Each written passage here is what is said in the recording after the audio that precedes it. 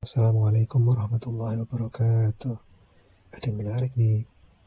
Sejak abad ke-17, dunia dijajah bukan hanya oleh senjata dan angkatan perang, tapi oleh ideologi. Kapitalisme, sekulerisme datang dari barat menjanjikan kebebasan pasar dan modernitas. Tapi di balik itu ada proyek besar menghapus nilai-nilai agama dari kehidupan publik. Sekolah-sekolah kolonial menyingkirkan syariat Islam, melarang bahasa lokal, bahkan menghilangkan hukum adat setempat.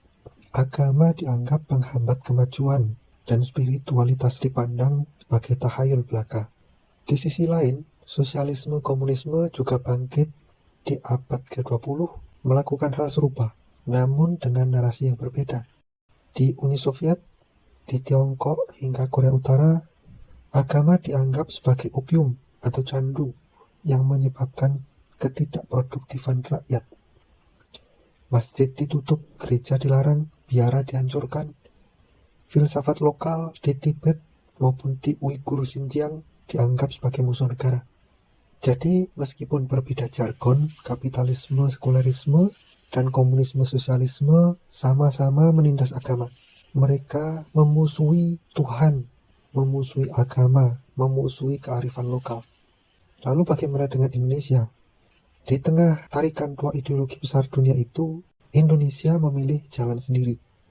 Pancasila, lahir dari pengalaman spiritual dan kebudayaan Nusantara yang kaya, multietnis. Pancasila menjadikan ketuhanan yang Maha Esa sebagai dasarnya. Ini adalah perlawanan halus namun mendalam terhadap ideologi penjajahan materialis dari sosialis komunis maupun dari sekuleris kapitalis.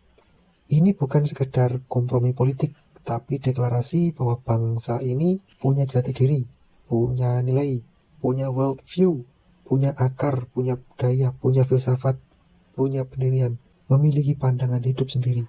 Nah, tantangan belum selesai. Hari ini penjajahan ideologi datang lebih halus lagi, lebih canggih lagi. Kita hidup di era konsumerisme digital, relativisme moral, keruntuhan moral, dan pendidikan yang seringkali menyingkirkan nilai-nilai ketuhanan. Teknologi dan budaya global terus menggerus identitas semua bangsa. Maka di masa depan, ideologi seperti Pancasila ini akan menghadapi ujian yang lebih berat lagi. Bukan oleh senapan, tapi oleh algoritma, oleh pasar bebas, oleh krisis makna, oleh dekadensi moral.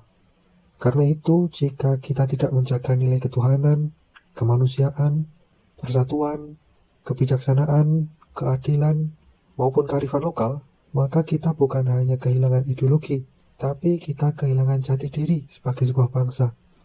Oke, demikian video ini, semoga membuka wawasan kalian. Silahkan di-share agar makin banyak yang sadar bahwa penjajahan dari dulu, hari ini maupun masa depan bukan sekedar tentang tanah dan sumber daya alam, tapi tentang pemikiran, tentang ideologi, tentang wawasan, tentang moral. Kita harus menjaga itu semua, melawan sekulerisme, kapitalisme, maupun sosialisme, komunisme. Semoga informasi ini bermanfaat. Assalamualaikum warahmatullahi wabarakatuh.